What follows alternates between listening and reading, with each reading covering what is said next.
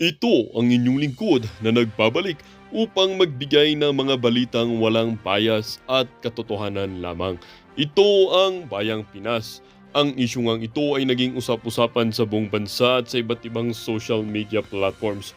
Congressman Rodante Marcoleta pinigilan ni Tambaloslos or ni House Speaker Tambaloslos Romualdez na magtanong sa plenaryo na naganap kahapon lamang. Ito namang si Congressman Saldico at ang tiwaling mga kongreso ay patunayan niyang isang kahihiyan sa ating saligang batas at pati na rin sa ating gobyerno. Dito nga natin makikita mga kaibigan na hindi pinagsalita o hindi pinayagan magtanong si Congressman Marcoleta dahil alam ng mga tiwaling mga congressmen at congresswomen na masusuplak sila at maibubulgar ang kanilang mga katarantaduhan, katiwalian at mga kabalbalan na pinaggagawa umano sa loob pa mismo ng House of Representatives. Dito nga natin makikita mga kaibigan na tila ba talaga iniiwasan ni Tambaloslos Romualdez, ni Saldico at pati na rin ni Estela Kimbo ang mga congressman o ang mga tanong na patunay ngang magpapahiya sa kanila. Ngunit dito din nga natin makikita mga kaibigan na kung sino talaga ang tunay na nagsisilbi sa ating taong bayan. Dito nga rin naman natin makikita na talagang itong si Kimbo, Saldico, Tamba at ang quad committee na binubuo mismo ni Benny Abante, Franz Castro at Raul Manuel pati na rin si Brosas ay tunay ngang mga walang hiya. Dito nga ay sinigaw ng taong bayan na dapat mahiya naman kayo sa inyong mga pinaggagawa dahil lang ang inyong sahod at ang inyong budget ay galing umano sa aming tax at sa aming mga buwis. Dito nga natin makikita mga kaibigan na talagang ang ating or majority or ang mas malaking persyento ng ating buwis ang nagagamit sa katiwalian na itong mga kongreso na ito at ginagamit sa pansariling interes lamang nila. Well, para nga sa kabuang detalye ay panoorin ang buong video at salamat na rin sa ating mga solid viewers sa walang sawang pagsuporta. At kung bago naman sa ating channel ay syempre huwag kakalimutan mag-subscribe, pindutin ang notification bell, piliin na rin ang all upang laging maging updated sa mga balitang bago, totoo at walang bias dito sa channel ng Bayan, ang Bayang Pinas. Huwag din pong kakalimutang mag-iwan ng like at i-share ang ating mga videos.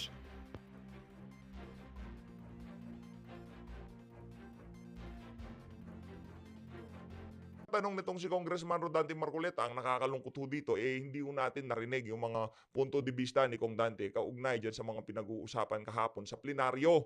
At sa katunayan ho niyan, isa ho siya sa mga inaabangan natin na magtatanong dito kay Kimbo. Kaso, hindi ho siya nabigyan ng pagkakataon. Nakita niyo naman ho yung mga larawan, kinausap po siya ng mga kasama niya sa majority. Kasi noong panahon ni dating Pangulong Rodrigo Duterte, pagka panahon ng budget deliberation sa plenaryo, mga minority tapos majority talaga kung nagtatanong ho silang lahat. Pero ngayon mga kababayan, pati majority pinipigilan na hong magtanong ng mga tambaluslos diyan sa House of Representatives.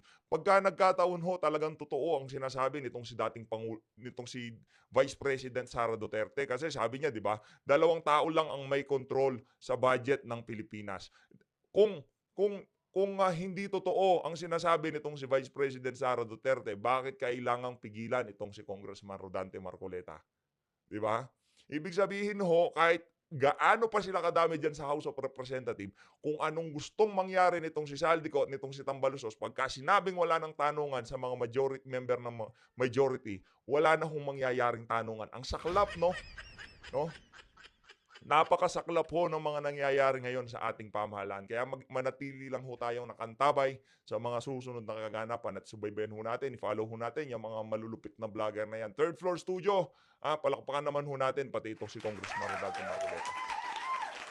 At kung bago lang ho kayo sa PH Update, isang like at isang subscribe lang ho sobrang saya na ho natin dito. At sa mga gustong sumali sa ating community, i-click nyo lang ho yung join button sa baba. Maraming salamat ho sa mga nagpapakulay sa comment section. Di na kailangan pero thank you pa rin ho. Maraming salamat ho mga kababayan. Pero bago ho natin panoorin yung pinaka-latest na video na yan itong si Congressman Rodante Marcoleta at papasyalan din ho natin yung ating mga idolo dyan sa third floor studio. Pag-uusapan naman ho natin dyan yung naging speech nitong si Speaker Martin Romualdez. Isang like at isang subscribe lang ho, sobrang saya na ho natin dito sa PH Update. At para sa mga gustong sumali sa ating community, i-click nyo lang ho yung join button sa baba para kayo ho ang pinakaunang makakita pag may bago tayong upload, no? Ayun na nga mga kababayan, pasadahan ho muna natin 'tong mga nakita nating video sa social media na kung saan itong mga ano na 'to, itong mga dilawan, mga talyanista, kesyo noong panahon na daw ni Tatay Digong, ginipit, ni Tatay Diggs itong si Leni Robredo pagdating sa budget. Kaya daw yung nangyayari na yan kay Vice President Sara Duterte, okay lang daw ho yan. Ito, pakinggan natin para malinaw kung talaga nga bang ginipit ng administrasyon ni Tatay Diggs itong si Leni Robredo. Gusto na ngang i-impeach ng mga bataan ni Tatay Diggs dati yan. Ano sabi ni Tatay Diggs? Wag niyong i-impeach. Elected yung ali. Respetuhin natin yung mga bumoto sa kanya. Pero itong ano na to, administrasyon na to, wala ho talagang pagrespeto doon sa mga bumoto kay Vice President Sara Duterte. Hindi nga nila ini-impeach pero walang humpay na paninira dito sa ali dahil alam naman nila sa mga susunod na panahon, posible na yang si Tamba, talagang paluluhurin ho siya nitong si Vice President Sara Duterte. Pakinggan ho natin to. Daw yung ginawa niya kay Mama Lenlen pagdating daw sa budget, ginigipit daw ni Duterte. Sabi nito, kinakarma daw si Rodrigo Duterte kasi ganyan daw yung ginawa niya kay Mama Lenlen pagdating daw sa budget, ginigipit daw ni Duterte. Saba diha, kay na hibawaan. Tigil-tigilan niyo yung panloloko niya ha. Ito, Impact Leadership page. Kakamping to na page. Actually, may katangahan nga itong post na to Nag-collage-collage pa sila, pinapakita nila na mabilis lang doon na-approve yung budget ni Lenny. Hindi nila alam, it only shows that Duterte is never politicizing Lenny's budget. Never. Tingnan nyo pa nga, na-approve nga siya within minutes lang. And then when you look at 2021 and 2022 budget, tinaasan pa nga yung budget ni Lenny. They even gave her Kahit walang ginagawa, wala ho siyang mga programa kasi hindi naman ho magaling pagdating sa diyan sa trabaho na ganyan nitong si Leni Robredo. Yung ano ho niya, pinamimigay niya puro lugaw. Kaya nga tinawag ho siyang Leni Lugaw, 'di ba? Yun ho ang problema dito kay Leni Robredo. Kaso nga ho, pilit nilang kinukumpara yung ginawa ni Leni Robredo, yung budget ni Leni Robredo dito kay Vice President Sara Duterte, which is hindi naman ho natin pwedeng i-compare. Hindi naman ho ang training kay VP Sara na maghintay na parang spare tire na pagka pumutok ang gulong, siya ang isasalpak. Hindi ho ganun ang training ni VP Sara. Malamang sa malamang, kasama sa pag-uusap yan bago pa niya tinanggap ang posisyon ng katandem nitong si Marcos Jr. na talagang tutulong siya sa ating mga kababayan. Kahit na ang talagang trabaho ng OBP, talagang maghintay. Diba? Yun naman ho talaga na anytime na anumang mangyari sa presidente, meron hong papasok sa eksena. Yun ho ang vice presidente. the traditional courtesy of foregoing the questions. That's how the Duterte administration treats their critics. They even gave them parliamentary courtesy, which is a tradition sa President Duterte even fired Attorney Luna, who is the head of the PACC. Kasi pinapaimbestigahan niya yung mga donations ni VP Lenny sa COVID-19 responses, which is illegal talaga yan ha. Illegal yan. Illegal po magtanggap ng donation si mga government officials. Pero dinefend pa rin siya ni Duterte na tumutulong naman siya at pandemic naman yun. So yun sa nangyayari ngayon, pinupolitika talaga si VP Inday. Ibang klase din talaga itong administration na ito. The notice of disallowance from COA is part of the process so that they have the opportunity to explain and to provide their documents. Just like Mama Lenny's notice for disallowance, na clear siya doon sa pag-hire niya ng consultant na wala naman sa budget. Yung kay VP Inday, nagbili siya ng mga meals and food packs for the confidential funds, which she can explain. In the process pa po yung audit. Ayun na nga mga kababayan, dumako na ho tayo dito kay Congressman Rodante Marcoleta. Pakinggan ho natin. Hoy Kimbo, makinig ka ha. Ito na yung mga posibleng itanong sa nitong si Congressman Rodante Marcoleta. Siguro talagang ginawa ni Kong Dante para mapaghandaan mo kasi nung tinanong ka nitong si Congressman Herrera, halos magkanda utaw-utwal ka sa pagsagot. Tuloy. Hindi tuloy O natin. Setyembre 16, uumpisahan ang pagde-deliberate ng budget ng 2025 sa ating kapulungan sa plenaryo. Ako po ay nakatalaga sana makapagtanong ng mga ilang bagay sapagkat gusto kong linawin sa panig ng mga constituents na i-represent natin sa Kongreso ay kinakailangan po na malaman ko kung ano po yung bahagi ng 6.325 Laki niya, no? trillion pesos ang siyang magiging benepisyo. Ibig sabihin, ang siyang tutulay doon sa panig ng mga kababayan nating nasa kampos ng buhay. Alam ko po kasi na dalawa yung target ng ating national budget para sa isang taon, 2025. Kailangan po kasing makapagtanong ako sapagkat gusto kong malaman anong bahagi ng 6.325 trillion na budget natin para sa isang taon ang maaaring maging kabahagi ng mga kababayan nating kapos na kapos sa buhay sapagkat sila po ang pinaka-representa ng aming party list. Ito yung Sagip party Sagip. list. 1-digit inflation o 9-digit poverty incidence. Nangangahulugan po talagang mababawasan ang mahirap. Ngunit dahil nga po sa wala namang gumagawa, walang nagsisimula para gawin, mananatili po mahirap yung mahirap. Advice lang doon sa mga nag-edit ng video nitong si Kong Dante. Mas mainam, wala nang maraming dramatic sound effect na ganyan. Mas maiintindihan si Kong Dante. Lagyan nyo na lang doon sa mga, doon sa talagang magbibitaw siya ng, niya, mga puntos niya. Hindi yung every time na lang nagsasalta, bumibira, no? Advice lang ho para mas maintindihan siya kasi medyo magulo yung audio. Isa na naman pong tradisyon ang mukhang ayaw po nilang pahalagahan. Sapagkat ngayon lang po ako makakakita uli ng isang pagkakataon na yung pong miyembro ng majority katulad ko, hindi na pwedeng magtanong. Puro lang po yung miyembro ng minority. Hindi po ganun ang tradisyon namin eh. Ang tradisyon namin, mauuna lamang pong magtanong yung minority. Pagkatapos, kasunod na naman ang majority, maging alternate na po yun. Hanggang maubos na yung minority dahil po konti lang sila. Kami ng mga majority ngayon, ang pwede nang magtanong sa lahat ng ahensya. Ngunit hindi po tayo pinayagan, wala po akong magagawa. Ang akin lamang sanang pagtatanong ay nakatuon lamang doon sa tinatawag na general. Grabe naman yun. Para lang po yung tono ng pagde-deliberate ng budget ay mailagay natin sa wastong perspektiba. Ngunit kagaya nga po ng aking ipinaliliwanag, ayaw na po nila kami magtanong sapagkat ang tangi nilang layunin ay tapusin kagad ang deliberation ng budget sa plenaryo sa lalong madaling panahon. Ako po'y nalulungkot sapagkat hindi po mabilisan ang pinag-uusapan natin. Ang pinag-uusapan natin, makilala natin, makilatis natin, maintindihan natin, may paliwanag natin sa mga tao na sila yung beneficiaryo nitong isang napakalaking cheque na ito na ang kanyang katapat na halaga ay 6.325 trillion. Saan Grabe, laki gagamitin ho, ang cheque ito? Kailangan kasing masagot ng diretsahan at nang walang pag-aalinlangan. Diyan sa budget, isang checking napakalaki ang halaga. Ilang kababayan nating mahihirap ang mababawas natin sa kanilang bilang.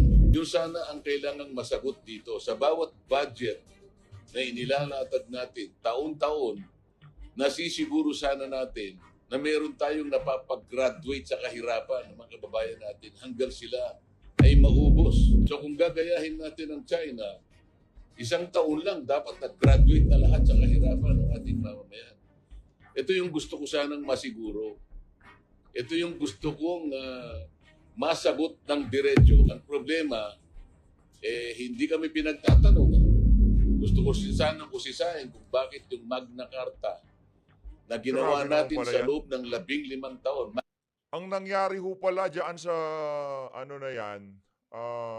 sa plenaryo kahapon, brasuhan ho Pinagtanong lang yung mga ano, yung mga minority, yung tipong ang tanong naman nila parang lokohan, eh. Si Franz Castro halatang-halatang para makita naman nila na meron pang kumakana diyan sa ano, diyan sa House of Representatives. Magtatanong kami, pero wala naman nung kwenta yung mga pinagtatanong nila.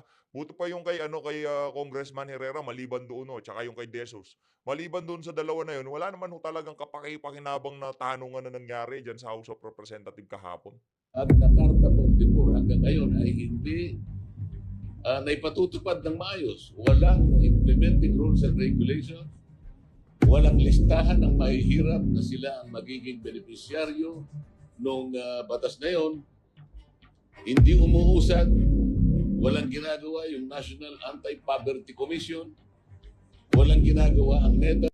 Sa tingin niyo ho, sinong humarang sa pagtatanong nitong si Congressman Rodante Marcoleta, 'di ba?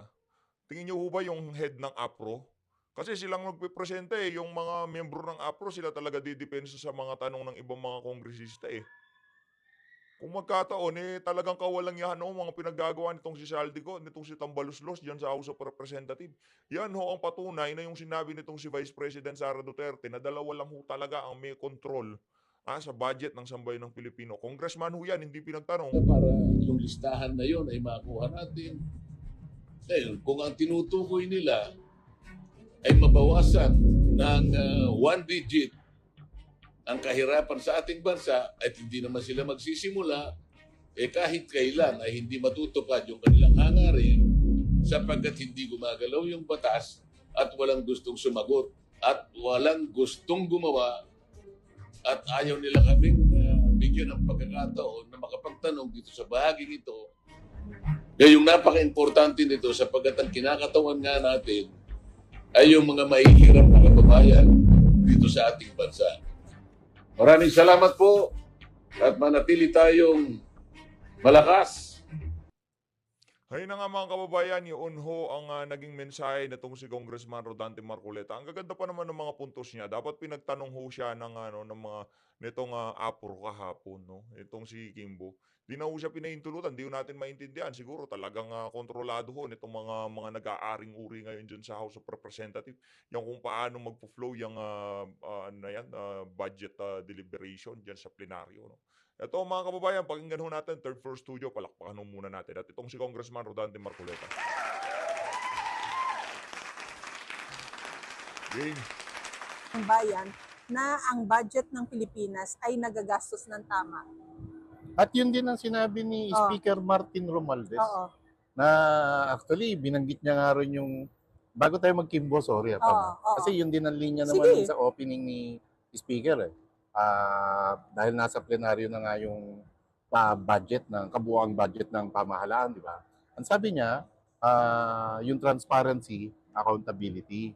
Bigla ako tuloy naisip, transparency, accountability, ano na nangyari doon sa issue ng agri-smuggling? Oh. Correct. Bakit pinili niya? Di ba? Correct. Oo, sa pinto ng budget, pero kung talagang naniniwala kayo at kung talagang sincero yung sinasabi niyong pagkilala at ipinatutupad niyo ang Tama yun. transparency and accountability sa kasalukuyang gobyerno, bakit inupuan niyo ang pagdinig sa agri-smuggling? Mr. Speaker, Sir, Boss, Manager, Amo. Na ang sinasabi naman din yan ay mandato ng kanilang chamber ay yung sila yung ano nga ba yung steward, sila yung tagapangalaga Tagapangalaga. Oh. ng Tagapangalaga. ng trust ng mamamayan. Hmm. At sila yung sila yung maingat din na magpapatunay na merong absolute na accountability, Marlon, pagdating sa paggastos sa pondo ng bayan. Tama. Na dun pa lang sa mandatong yun, parang kailangan i-revise na nila. Oh, Pam, sorry, wala akong record. Ilan ang budget natin last year? Ay, hindi ko rin nakuha yun. Pero around mas malakas 4. yun. No? Oo. Mas mataas siya, no? Hindi ba dapat tanungin muna ng taong bayan kung paano nila nagastos tong pondong to? Yun nga, bago At sila kung may, bago kasi walang iniwan to sa committee level doon sa budget deliberation, di ba? Giging-gigi kayo, nangangati kayo sa pag-usisa kung saan ginamit ni Vice President Sara Duterte yung pondo niya bilang DepEd Secretary at pondo niya sa Office of the Vice President. Hindi ba marapat lamang at dapat lamang na malaman din ng taong bayan kung saan napunta yung saan naubos yung nakaraang budget na 5.768 trillion. 5.76 trillion, di ba? Na saan napunta to at may nakita ba talaga tayong hard project? Wala tayong nakita proyekto pa. Wala. Ang nakita lang Wala, natin, maraming ayuda. Correct. Walang pinasinayaan itong administrasyon na to ngayong taon na to. Ha? Doon sa budget na inallocate na yan, dyan sa inallocate na budget na yan, wala ho tayong bagkos nakita ho natin yung mga pinasinayaan, yung mga binuksan nila mga kumbaga in-opening ceremony nitong si Marcos Jr. Yun ho yung mga proyekto na naumpisahan pa noong panahon ni dating Pangulong Rodrigo Duterte. Mula noong nag-umpisa ho itong administrasyon na to, wala pa ho talagang major infrastructure na talagang nagkaroon ng seremonya para buksan ito sa publiko. Bagkus yung mga binuksan ho nila, yun ho mga naumpisahan noong panahon ni dating Pangulong Rodrigo Duterte. Kawawa naman ho ang susunod dito kay Marcos Jr. 'Di ba? Wala ho siyang pasisinayaan na bagong infrastruktura o proyektong hindi matatapos nitong administrasyon na to. Kasi wala naman ho silang ginagawa kaya wala ho silang matatapos. yun ang nakita natin. Yun, si ate, nakita sa likod. Mm. Yun. Oo nga, no? Yun lang, ano. Si ate, ano pa, niloko kami yan, nangingi ako ng Liz. hot water. Ano ba to? Ayun. Walang ang nakita natin yung pamamahagi ng ayuda, pero yung construction ng bagong, asa na yung pabahay? Ilang 1 milyon na, no? Oh, Sa, okay. di ba sabi, 1 million, 1 million per year. So, he is into his third year, Marlon. We should be seeing, sige, kung 3 million. medley, ibigay na natin 2 yung million. first Pero year. dapat kauupo tuloy-tuloy mo. na yung construction. Oo, diba? kauupo mo ng first year. Sige, ibigay na natin na meron ka somehow na 1.8 million houses built already. Sa Nasaan? 3 years, meron, no? Oo, meron Halos ba? kalahati na lang ng 3 taon kung sa Oo. 1 million per year. Dapat kahit paano With meron ka ng consideration 1.5. yan ng mga tao. Na, And- sige, baka hindi lahat And nagawa. anong sani? Bakit may delay? Diba? Hindi naman tayo nagkaroon ng pandemic. Diba? Pero yun nga, Marlon, ang medyo nakakabwisit. Kasi sa deliberation ni Estela Kimbo, lagi niyang sinasabi na since we're still bouncing back from the pandemic, Correct. Pilipinas na lang Yun yung kinabubisit ko pagka every time na maririnig ko, lahat ng bansa nagbukas na. Wala na ho. Wala na. Sa ibang bansa, wala na ang pandemic. Wala na. Yung naging epekto ng pandemic, siguro meron pang mga 85 to 95% baka naka-recover na. Halos hindi mo na naramdam na nagka-pandemic sa iba't ibang mga karatig bansa natin. Tayo na lang dito sa Pilipinas na ginagawa nating excuse yung pandemic na yan sa ating mga kapalpakan, sa mga kapalpakan ng pamahalaan. Ha? Sa napakabagal na pag-usad nitong pamahalaan na to. Ano ang kanilang excuse? Recovery from pandemic. Anak ng towa.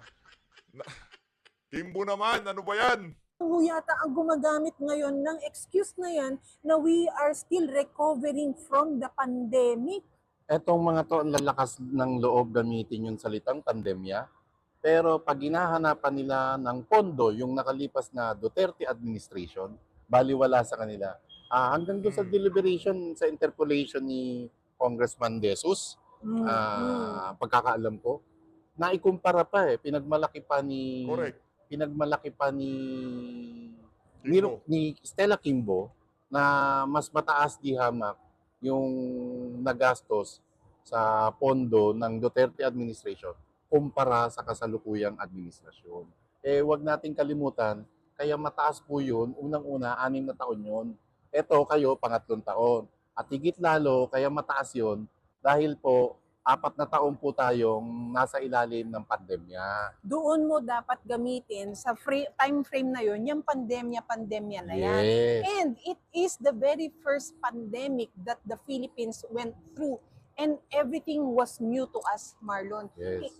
Walang alam ikilos ang gobyerno kung paano i-handle to. Dahil who would have thought na magkakaroon ng pandemya, di ba? Yes. At dapat na-appreciate natin ang Duterte administration doon. Na-handle ng maayos ng isang Rodrigo Roa Duterte Totoo. ang pandemya. Ngayon, Marlon, knock on wood, ngayon magka-pandemya, Marlon, baka nilayasan Wala. na tayo ng gobyerno. Malamang. At baka nagkagulo na ng Oo. tuluyan. Oo. Di ba? At Baka nagkaroon pa ng, alam mo yun, ng chaos.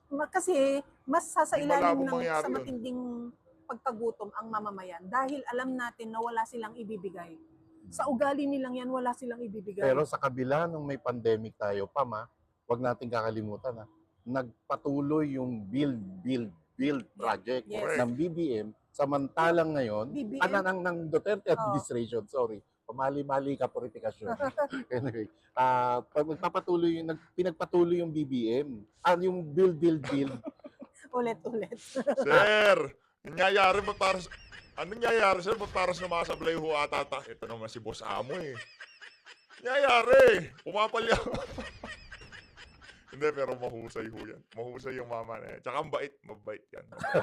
Pinagpatuloy yung build project ng Duterte Oo, administration. oo. Pero ngayon, magtatatlong taon na, wala pa tayong nararamdaman na hard project mula sa Marcos administration. Correct. Diba? Yun na lang, Marlon, yung bago ka makapangutang ulit sa susunod na taon na budget, Marlon, ano muna ang pumasok sa mga pledges na inilarga mo sa kung saang bansa? Ano yan eh? May notes ako niyan, ang dami niyan. Asa na ngayon yung mga pinagmamalaki yung pledges? Naku po, yan ang Diba? mga sinasabi And natin. sana, Nasaan yung mga pledges yung na yan? pledges na yan ang sumasalo ngayon kaysa umutang uli tayo. Yun. Tama, Diba? Marlon. Medyo tama ka dyan. Maraming tama ka dyan. Kasi dito sa sa sinasabi nilang budget natin na hinihingi for 2025 na amounting to 6.352 trillion, ang projected revenue lang dyan, Marlon, ay 4.644 trillion. So, meron kang malaking inutang, pero ang projection mo, ganito lang ang kikitain. Doon pa lang, Marlon, makikita mo na meron kang deficit na almost Correct. 1.5 trillion. Ano ang Naging issue deficit? din Para ho sa yan. mas malinaw na pagpapaliwanag, ang deficit ay yung mas sobra ang ginagasta mo kesa sa kinikita mo. Okay, Mm. para sa layman's term, Yung mga nagka-calorie deficit, naiintindihan mo. Si Madam Pam parang pumayat na. Siguro nagka-calorie deficit yan. bakit mo yayakapin yung hindi mo naman kayang Oh. yakapin? Yun Diba? ang Correct. sinasabi ko Gagastos sa'yo. ka ng sobra-sobra, wala ka naman palang pera. Yun yung mabigat, Pam. And Tapos, yung Yun ang deficit, Yun ang pinakapangit talaga. Sa totoo lang. Kahit sa totoong buhay, huwag mo yayakapin, hindi mo kaya. Doon ka lang sa doon ka lang sa kaya mo. Pagka hindi mo kaya, huwag mo yayakapin. Yun lang ho yun. Itong administrasyon na to, grabe. Ako namang pilit ko kung iniintindi itong administrasyon na to sa totoo lang. Kasi naiintindihan ho natin na malapit na ang 2025 midterm election. At ang bulk ng pondo na yan, ng budget na yan, aminin man nila sa hindi, alaki na naka-allocate para sa ayuda, di ba? Gagamitin ho yun para maipanalo ang ticket ng administrasyon, ang mga ticket nila sa Senado. Yun ho yun. At yung iba pa, sa local pa, yung kanilang mga congressman, yung kanilang mga gobernador, kasali ba gobernador, o mga mayor nila. Oh. Kaya talaga kailangan malaki-laking pondo ang ready ho nila diyan. Magpapakawala ho ng sako-sakong pera itong administrasyon na to sa susunod na election. Mark my word. Ayun na nga mga kababayan, dito na tuloy natin ng konti. Tuloy ho natin. deficit na yan, Marlon, Bitin tayo, bitin. wala kang pagkukunang economic activity dahil wala ngang pumapasok na investors. Unang-unang dahilan bakit lumabas ang mga investor na nandito. Sabihin natin, ang Google wala na sa Pilipinas. Ang Google ay bumalik Saklap na nun. Singapore. ang saklap nun, Oo. di ba? Bakit? Kung naman dadalhin mo ang iyong bansa sa bingid ng Beng, beng, beng. beng beng beng, Oo, di ba? bakit ako mananatili dito bilang foreigner sa bansang ito na magkakaputukan pala? Ang gusto ko lang ay Magtrabaho, magnegosyo. magnegosyo. Hindi Diba? para maipit ako sa anumang sigalo Yes, ng dalawang Correct. higanting bansa na nagtataka rin sila, malamang, bakit nagpapaalipin tong kakarampot na bansang Pilipinas? yes, ako ngayon, bago pa ako maipit, go rebels na ako sa kung saan. Diba? Babu. Babu. Pam, ito yung naka 24 trips ang Marcos Jr. Once a month, bali, no? Oo, pero doon sa 24 trips na yun, 17 iba't ibang bansa ang napuntahan niya. So, ibig So sabihin, meron siyang binalikan siya. May binalik-balikan. binalik-balikan siya. Anim doon. Anim ba? Tama? Hindi na ako talaga. Lima. O walo.